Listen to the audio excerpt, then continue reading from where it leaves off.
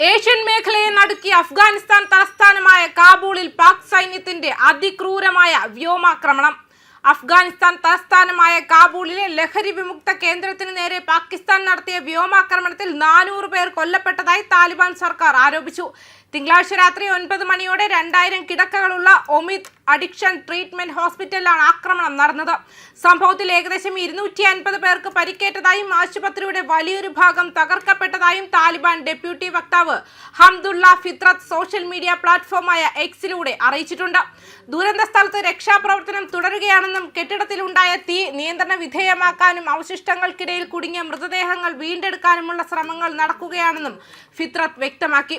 എന്നാൽ സിവിലിയൻ കേന്ദ്രങ്ങളെ ലക്ഷ്യം വെച്ചിട്ടില്ലെന്ന് അവകാശപ്പെട്ട പാകിസ്ഥാൻ ആശുപത്രി ആക്രമിച്ചു എന്ന അഫ്ഗാനിസ്ഥാന്റെ ആരോപണം നിഷേധിച്ചതായി AP റിപ്പോർട്ട് ചെയ്തു. കാബൂളിലും കിഴക്കൻ അഫ്ഗാനിസ്ഥാനിലും ആക്രമണം നടത്തിയ കാര്യം ഇസ്ലാമാബാദ് സ്ഥിരീകരിച്ചിട്ടുണ്ടെങ്കിലും അത് സൈനിക ലക്ഷ്യങ്ങൾ മുൻനിർത്തിയായിരുന്നു എന്നാണ് അവരുടെ വാദം. അഫ്ഗാൻ മണ്ണിൽ നിന്നും പാകിസ്ഥാനെതിരെ പ്രവർത്തിക്കുന്ന തീവ്രവാദ ഗ്രൂപ്പുകൾക്ക് താലിബാൻ സഹായം നൽകുന്നുവെന്ന പാകിസ്ഥാന്റെ ആരോപണത്തെ തുടർന്ന് കഴിഞ്ഞ മാസം മുതൽ ഇരു രാജ്യങ്ങളും തമ്മിലുള്ള ബന്ധം വഷളായിരിക്കുകയാണ്. ഈ ആരോപണം തള്ളിക്കളഞ്ഞ താലിബാൻ സർക്കാർ പാകിസ്ഥാൻ തങ്ങളുടെ പരമാധികാരം ലംഘിക്കുകയാണെന്ന് കുറ്റപ്പെടുത്തി.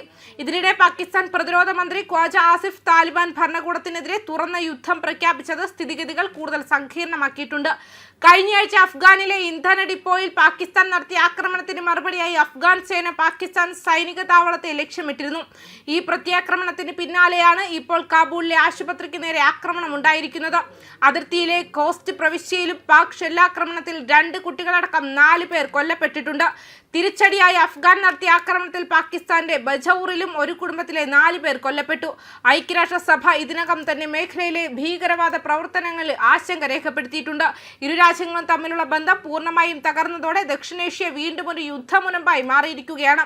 അതേസമയം ഇരു രാജ്യങ്ങളും പങ്കിട്ട അതിർത്തിയിൽ മാരകമായ ഏറ്റുമുട്ടലുകൾ തുടർന്നതോടെയാണ് പുതിയ സംഭവ വികാസങ്ങൾ ഉണ്ടായത്. അഫ്ഗാൻ പോസ്റ്റുകളും തീവ്രവാദികളുടെ ഒളിത്താവളങ്ങളും മാത്രമാണ് തങ്ങളുടെ സൈന്യം ലക്ഷ്യമിടുന്നതെന്ന് പാകിസ്ഥാൻ ആവർത്തിച്ച് പറഞ്ഞിട്ടുണ്ട്. ഇസ്ലാമാബാദിലെ ഉദ്യോഗസ്ഥർ സ്ഥിതിഗതികളെ തുറന്ന യുദ്ധമെന്ന് വിശേഷിപ്പിച്ചു. കാബൂളിൽ ഒന്നിലധികം പാകിസ്ഥാൻ വ്യോമാക്രമണങ്ങൾ ഉൾപ്പെടെയുള്ള ഏറ്റുമുട്ടലുകൾ ഉണ്ടായി.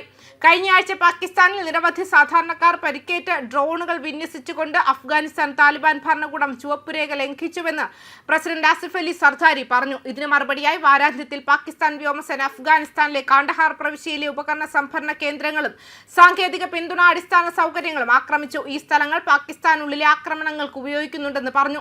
ഒഴിഞ്ഞ സുരക്ഷാ കേന്ദ്രവും ചെറിയ കേടുപാടുകൾ സംഭവിച്ച മയക്കുമരുന്ന് പുനരധിവാസ കേന്ദ്രവും ഉൾപ്പെടെ 2 സ്ഥലങ്ങളിൽ പാകിസ്ഥാൻ ആക്രമണം നടത്തിയതായി കാബൂൾ പറഞ്ഞു. കാബൂളിൽ അഫ്ഗാനിസ്ഥാന്റെ ഭരണ ഉപപ്രധാനമന്ത്രി അബ്ദുൾ സലാം ഹനഫി പരമാധികാരം സംരക്ഷിക്കുക എന്നത് എല്ലാ പൗരന്മാരുടെയും കടമയാണെന്ന് പറഞ്ഞു. രാഷ്ട്രീയ വിശകലന വിദഗ്ധരുമായും മാധ്യമ പ്രവർത്തകരുമായും നടത്തിയ കൂടിക്കാഴ്ചയിൽ സംസാരിച്ച ഹനഫി സമീപകാല പാകിസ്ഥാൻ ആക്രമണങ്ങളിൽ സാധാരണക്കാർ കൊല്ലപ്പെട്ടതിൽ ഖേദം പ്രകടിപ്പിക്കുകയും യുദ്ധം അഫ്ഗാനിസ്ഥാനിൽ അടിച്ചേൽപ്പിക്കുകയും ചെയ്തുവെന്നും വ്യക്തമാക്കിയിട്ടുണ്ട്. ന്യൂസ് ഡെസ്ക് കർമ്മ ന്യൂസ്.